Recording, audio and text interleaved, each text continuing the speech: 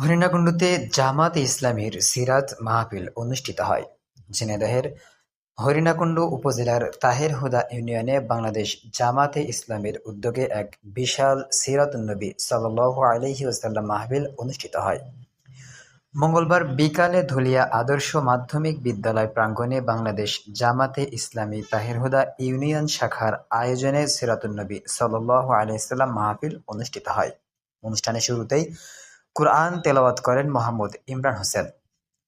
তাহের হুদা ইউনিয়নের আমির মোহাম্মদ আব্দুল মুজিদ এর সঞ্চালনায় উক্ত মাহফিলের প্রধান অতিথি হিসেবে উপস্থিত ছিলেন হরিণাকুণ্ডু উপজেলা জামাতের আমির এবং আগামী দিনের নেতৃত্বের স্বপ্নদ্রষ্টা মোহাম্মদ বাবুল হোসেন। তিনি মহানবী হজরত মুহাম্মদ সাল্লাল্লাহু আলাইহি ওয়াসাল্লামের জীবন আদর্শ ও বর্তমান সমাজে তা অনুসরণের গুরুত্ব নিয়ে বক্তব্য রাখেন।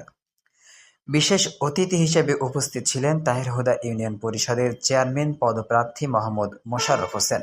এছাড়াও উপস্থিত ছিলেন মোহাম্মদ আব্দুল কুদ্দুস, আব্দুল আজিজ কাদরি ও মঈনুদ্দিন প্রমুখ। ধর্মীয় ভাবগাম্ভীর্য ও আন্তরিক পরিবেশে অনুষ্ঠিত এই মাহফিলে অংশগ্রহণ করেন উপজেলার বিভিন্ন এলাকার ধর্মপ্রাণ মুসলমানরা।